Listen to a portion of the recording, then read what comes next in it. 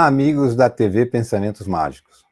Hoje, um homem que exemplifica a educação por princípio, por ética, por consciência. Meu amigo Paulo Figueiredo. Puxa, uma apresentação. Tudo bem, Paulo? Fico feliz. Muito obrigado. Prazer, é um grande prazer estar contigo novamente, para a gente falar sobre um assunto tão bacana, tão importante, que é a educação. Sem dúvida. Paulo Figueiredo, ator, escritor, roteirista, diretor, trabalhou em vários segmentos da televisão, desde o começo, como ele fala, do tempo que a televisão era movida a carvão, né? Como é que é isso, Paulo? Lenha, Você fala assim? lenha. Movida a lenha. Depois é que veio o carvão. Isso. Então, o Paulo tem uma vasta, uma extensa contribuição na televisão brasileira, no cinema. São mais de 60 produções, são trabalhos que todos nós maravilhados com a atuação dele. Realmente é um múltiplo ator, né? Marrom Glacé, Laços de Família, Por Amor, a TV Record lançou os 10 Mandamentos e, atualmente, a Gênesis. Recentemente eu fiz essas novelas bíblicas, que, aliás, eu adoro fazer novela bíblica. Eu fiz... Você citou os 10 Mandamentos, onde eu era o sogro do Moisés. Sim. Era um personagem altamente positivo. Mas a verdade é que eu sou uma catástrofe. Um homem como pastor. extraordinário. Eu não quero ser um peso em sua casa. Ora, Moisés, por favor, sente-se, vamos conversar um pouco. Você sabe o que o trouxe aqui? Deus conduz os nossos passos. E na sua infinita sabedoria não existe o acaso. A novela seguinte foi Jesus. Eu fiz um crápula, que era o Anás. Anás, ninguém menos do que o sogro de Caifás. Pilatos quis medir forças conosco e fracassou. Contado com o empenho de Pilatos. O que acha que realmente o motivou? Será que é medo de uma insurreição? Ou porque ficou impressionado? Que foi o articulador, foram eles os articuladores de tudo que aconteceu com Jesus, né? Para conseguir crucificá-lo, etc. Então, quer dizer, são duas personalidades completamente opostas, destinadas a pregar ideias, pensamentos e ações diferentes. Isso tudo vai agregando muita experiência, né, para a gente. A gente vai aprendendo. Paulo, com a tua experiência de vida, o teu envolvimento, né, já de muito tempo com a televisão, com o cinema, a gente retorna no tempo e você lembra do teu começo nessa carreira, né? E aí nós damos um salto para os dias atuais. A tecnologia, a ciência médica, enfim, houve um avanço muito grande, chega até a assustar, em razão até da rapidez com que isso acontece, né? Essa evolução. Mas quando a gente fala em sentimentos, a gente tem algumas ou muitas decepções. O que mudou, na tua opinião? O que mudou foi exatamente a tecnologia. Hoje os maus, assim como os bons, têm oportunidade, têm certas facilidades de realizar seus intentos, bons ou maus, com muito mais rapidez, com muito mais, eu diria até comodidade, né?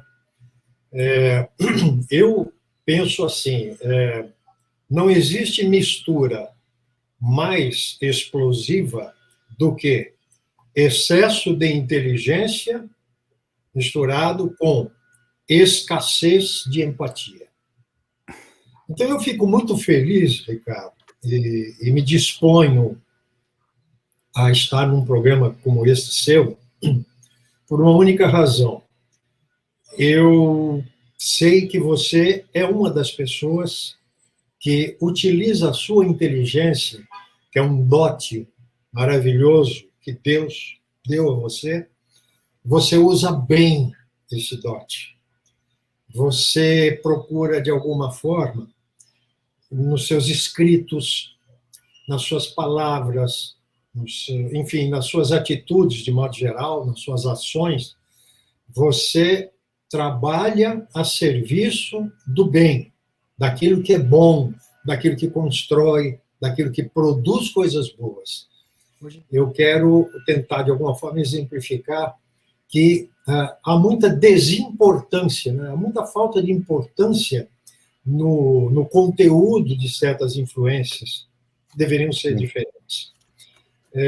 Por exemplo, você, com a Turma dos Pensamentos Mágicos, é uma proposta fantástica, né? Porque é uma turminha de 7 personagens, né, que pertencem ao universo das crianças, em princípio, mas que tem uma atuação muito grande. É como aquele famoso, na época que surgiu o trenzinho elétrico, aquele trenzinho de brinquedo, Sei. Costumava-se dizer o seguinte: o pai compra isso para o filho, para o filhinho, mas quem se diverte é ele. E quem fica brincando com o trenzinho é o pai. Então, os pais têm que fazer a mesma coisa com relação a essa sua literatura. Sim. Não é só sentar na beira da cama e ler para o filhinho de 4 anos, que é maravilhoso, mas não pode parar por aí. Ele tem também que meditar sobre aquilo que leu, refletir, não é? E aproveitar o ensinamento que está contido ali. Não é pelo fato dele ser adulto que ele já passou por tudo isso. Isso, para mim, não quer dizer nada. Mentira. É verdade. Qualquer frase construtiva que chegue até nós, ela sempre será boa, ela sempre será edificante de alguma forma. Então, quando eu vejo uma pessoa como você, e quando você tem nas mãos um veículo que te permite explorar esses pensamentos e transmiti-los e passar para outras pessoas, isso é maravilhoso, isso é um prêmio, né? E eu tenho esse tipo de pensamento desde que eu comecei a, digamos assim, a pensar, né, por mim mesmo, desde criança. Sempre procurei estar em companhia de pessoas melhores, de pessoas que me ensinassem coisas melhores, a partir de meus pais. Então, quer dizer, eu também, à medida que fui me tornando adolescente e tal, sempre busquei, naturalmente, companhias que pudessem me esclarecer, que pudessem me ajudar, de alguma forma, a progredir.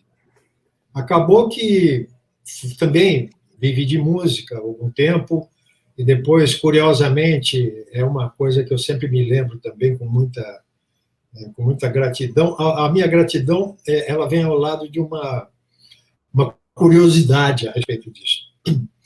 Foi a música que me levou a ser ator. Você acredita nisso? Acredito. Você já me falou. Já te falei, né?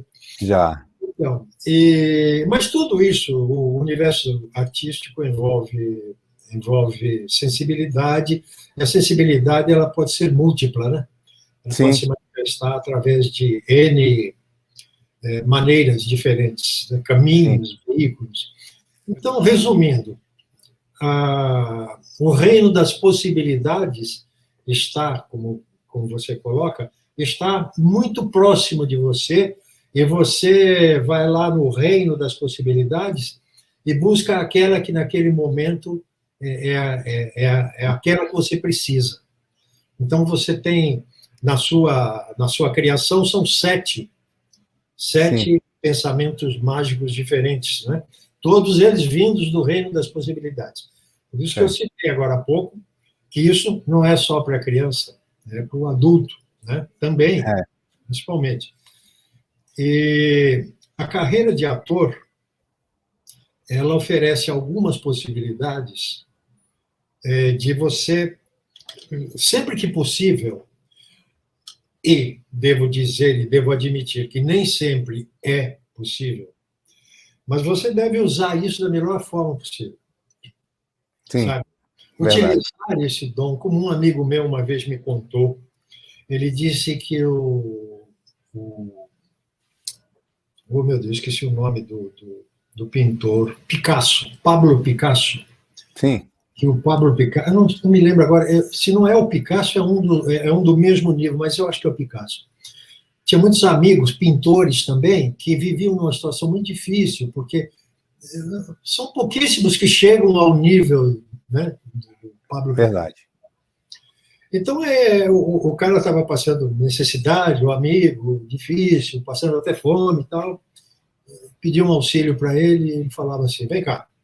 Pegava uma telinha, pintava um quadro. Ele pintava um quadro e falava, vai lá, vende isso aí que você se Então, quer dizer que a educação, realmente, a educação de comportamento, ela pouco foi acessada ou aprimorada, não é isso, Paulo? Sim. Pelo que você falou, o que a gente percebeu é que você, dos tempos da juventude, lá quando você começou aos dias atuais, houve sim, lógico, o mundo evoluiu tremendamente nesses setores, que é o da ciência, da tecnologia, né? Mas pouco se produziu de bom, humanamente falando, no campo humanista. Não é isso? Correto, no ponto, na questão moral, né? Moral. Muita gente, às vezes, interpreta essa palavra moral, ela é meio usada de uma forma meio estranha, meio banal, né? Tem muita gente que só relaciona a palavra banal com questões, por exemplo, de sexo ou questões de alguma forma relacionadas a isso. É moral, fulano não tem moral porque estava nu na rua. Não. Então, a moral é algo muito maior que isso, né? Um conjunto, é uma coisa muito ampla. Sim. E você, por exemplo, na sua obra, você prega a educação, o comportamento moral. A educação é aquela coisa de tirar de dentro também, né? Sim, sim. Extrai do outro, né? O que o outro Exatamente. tem de melhor, né? Você poderá encontrar pessoas que digam, mas ninguém é perfeito. Não, ninguém é perfeito. Né? Não, lógico. Aliás, eu ouvi uma cena engraçada a esse respeito no aeroporto. Um sujeito estava meio nervoso lá, falou para o outro, olha, eu só não digo que você é um perfeito imbecil, porque neste mundo ninguém é perfeito. Olha a colocação do cara. Quer dizer, não há perfeição realmente. Ninguém é perfeito. Lógico. Eu posso estar buscando esses caminhos todos, mas sei lá. Tem outro negócio interessante. Aquilo que está sob o seu domínio estabelece para você a responsabilidade. Está ao alcance da sua mentalidade, das suas mãos. Você Sim. tem o livre-arbítrio de fazer ou não. Então, fazer ou não é uma questão sua. Há coisas que te afetam de fora para dentro. Sim. E essas são as mais difíceis de você administrar. Não é isso? Isso. Se você não tiver um bom preparo interior, você falha na administração das coisas que vêm de fora. Eu assisti, Paulo, na Globoplay, um programa em que o Tony Ramos te entrevistava. E eu achei muito pertinente todo o programa, mas uma coisa me chamou muita atenção. Foi quando ele te pergunta... Como é que você vê o mundo hoje, Paulo? Me dá medo. Porque o mundo, quando você falou o mundo, leia-se o ser humano. Né? Com o desenrolar da sua explicação, a sua resposta, então você estava chamando a atenção para o homem, para o ser. O grande inimigo é realmente a ganância. O outro grande inimigo, a maldade, a corrupção humana, enfim, a ambição desmedida. A ambição pode ser vista de duas formas. A ambição pode ser boa. Procurando entender a profundidade dela, da resposta. Isso foi em 2018, ou seja, nós estamos em 2021. Isso foi 1 ano e meio antes da pandemia, que a população mundial foi abatida. Isso foi em 2020, então 1 ano e meio mais ou menos depois. E aí sacudiu a humanidade de uma tal forma que em todos os países as pessoas sofreram e estão chorando ainda essa devastação por esse vírus. Se passaram esse tempo curto, mas naquela ocasião não estava no estado pandêmico. Hoje estamos passando por isso. Então, hoje as pessoas veem, observam que todos nós somos iguais na essência. Ricos e pobres foram abatidos por essa doença. Com isso, você percebeu alguma mudança por humanismo? Houve alguma transformação ou continuamos ainda a derrapar nessa curva?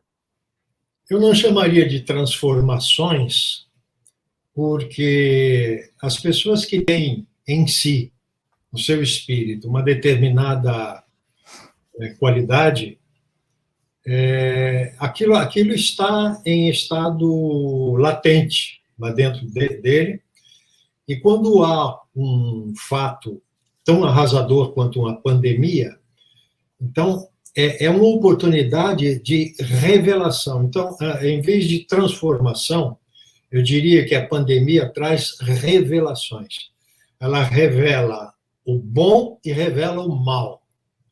Ao mesmo tempo que você vê em praças públicas pessoas distribuindo marmitas para as pessoas que estão com fome, passando fome, você também vê outros, que são pessoas de grande poder, simplesmente desviando, roubando o dinheiro que fora ou que seria destinado para a compra de equipamentos médicos, compra de insumos, compra de remédios, compra de vacinas.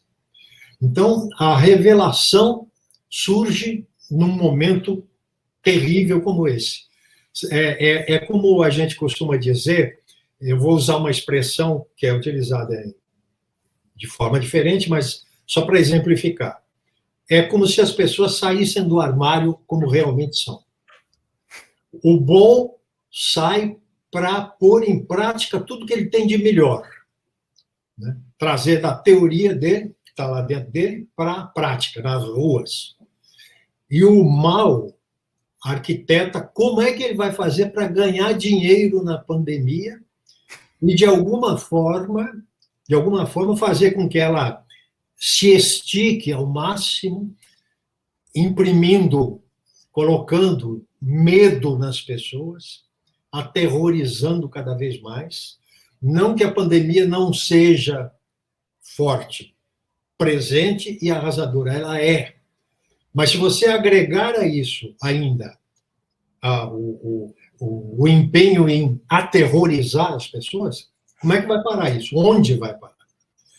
Então, quer dizer, resumindo a resposta, eu vejo mais revelações do que transformações. Sim. O que também leva ao nosso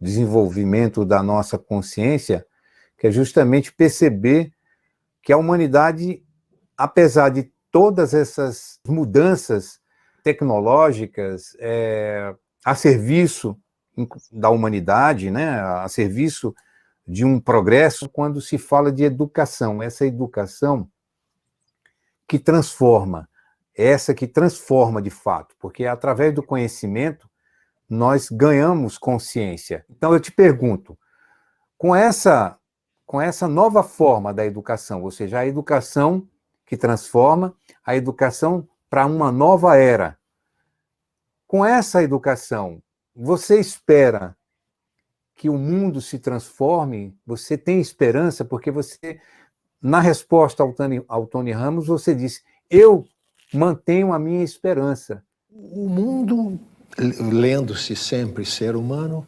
hoje me dá medo, mas também me deixa um bom espaço para a esperança.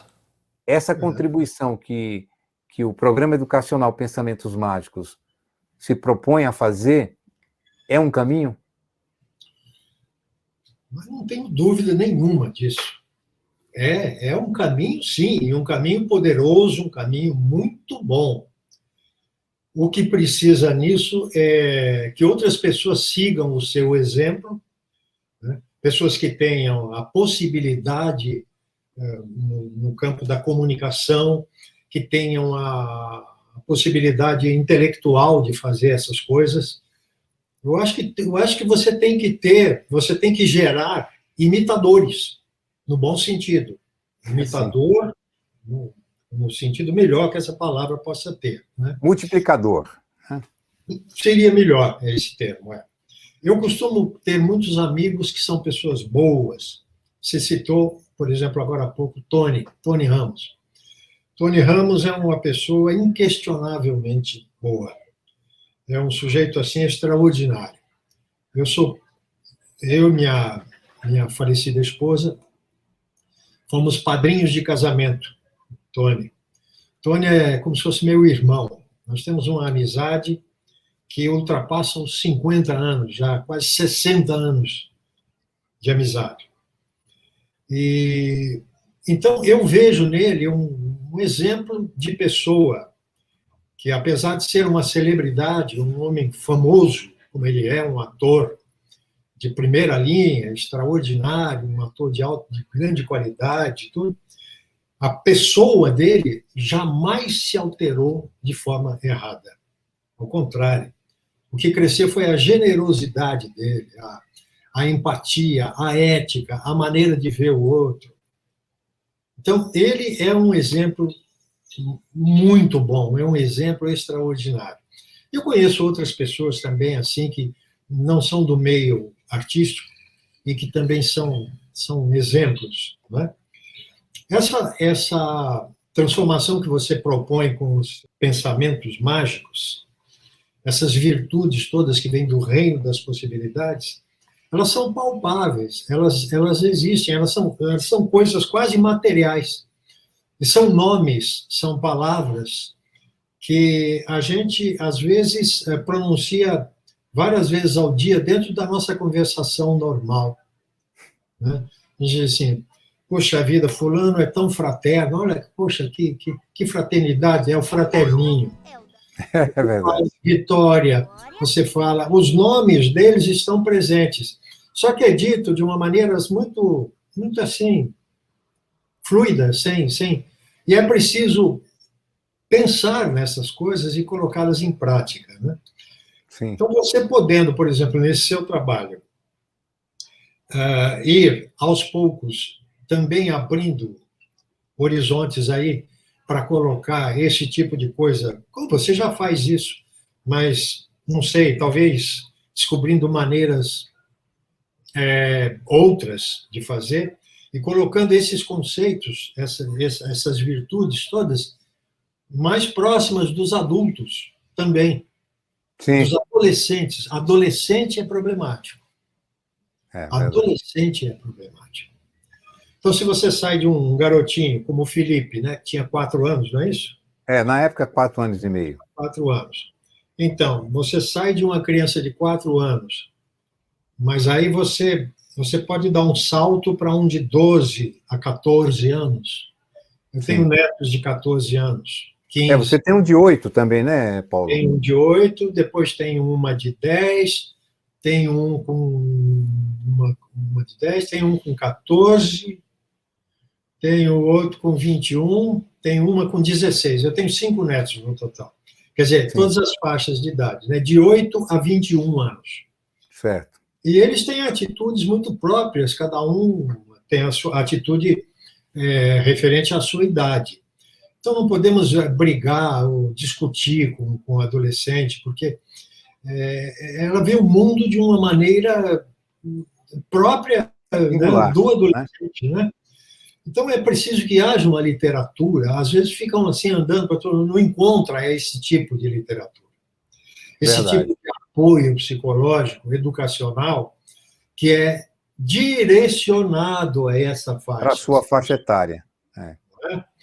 Então, eu vejo assim, eu acho que o seu trabalho é de uma utilidade indiscutível.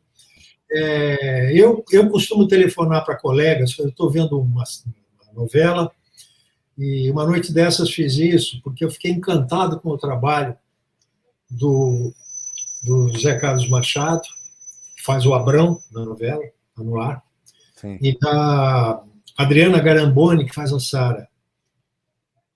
Falei, eu tenho que telefonar para eles, eu tenho que elogiar isso, porque é bom. Eu não vou ter. Agora, Tem que não. expressar, né? Eu vou ficar todo cheio de dedos, porque não, eu não vou elogiar. Claro que vou elogiar. Sim. Claro que vou elogiar. São colegas que fazem um trabalho bem feito. Eu mandei uma carta esses dias aqui para a administração do meu condomínio, elogiando o pessoal da limpeza que veio aqui fazer uma limpeza aqui. Por quê? Porque eles fizeram um trabalho que me deixou contente, emocionado, fizeram bem o trabalho deles. Por que eu só vou criticar quando é ruim? Exato. Mas isso aí, Paulo, isso significa educação. É justamente estar educado. E você citou uma pessoa que eu também tenho muito carinho, respeito e admiração, Tony Ramos. É dificilmente ter alguém que não o admira, né? Essa característica dele, que é justamente o lado bom, humano, compreensível e, acima de tudo, simples. A simplicidade. Isso demonstra uma proximidade com as outras pessoas. Os nomes de cada personagem, né, da Turma dos Pensamentos Mágicos, você lembrou muito bem, Fraterninho, Vitória, Eluzinho, da família, né, respeito, ser justo, né, ser justo.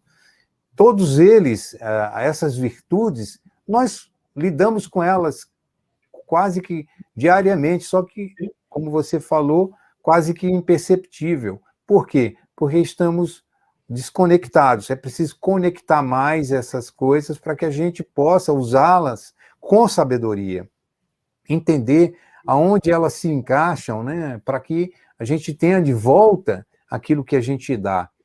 Esse programa realmente vai ficar marcado no meu coração e no coração de todos que nos teve a oportunidade de nos ver, né, de nos ouvir e de refletir sobre esse assunto que é, para mim, o assunto mais importante de nossas vidas, é a educação.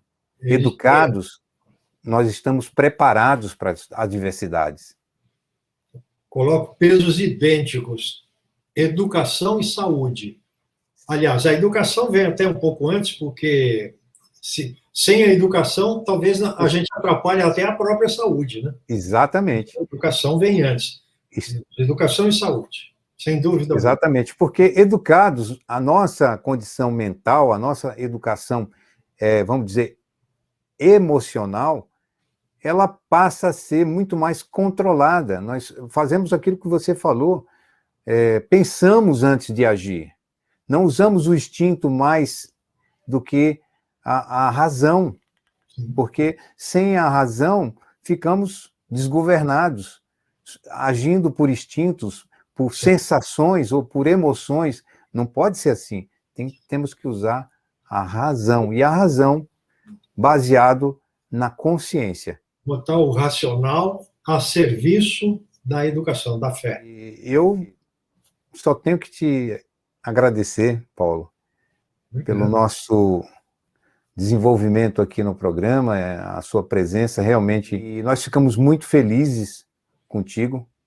Muito obrigado. E com todas essas palavras e vamos estar outras ocasiões juntos para falarmos dos desdobramentos da educação por consciência, por princípio, né? Certo. Isso é muito importante. Eu quero te pedir para que você deixe um recado para todos nós sobre educação. A educação, como qualquer outro valor humano, ela pode dar um certo trabalho. É trabalhoso, sim. Você, para ter educação, você precisa procurar certas fontes de informação. fontes humanas, né? Pessoas, e também fontes escritas, fontes gravadas, enfim, as fontes são inúmeras para você se educar. Então, isso dá trabalho. Mas é preciso lembrar sempre, como já se sabe, né, que o único lugar onde o sucesso vem antes do trabalho é no dicionário. É verdade. É verdade. Não é? É isso mesmo, Paulo. Foi um grande prazer tê-lo conosco. Fica o meu abraço carinhoso para você. Nós estamos aí virtualmente fazendo esse programa. Se Deus quiser, estaremos juntos. Com certeza. Onde o abraço será físico, mas agora você já se considere abraçado. E vocês também, a gente dá um abraço assim. Ó. É verdade. De todo o coração, mais um programa da TV Pensamentos Mágicos. Devemos crescer através da educação que transforma. Até lá, um grande abraço.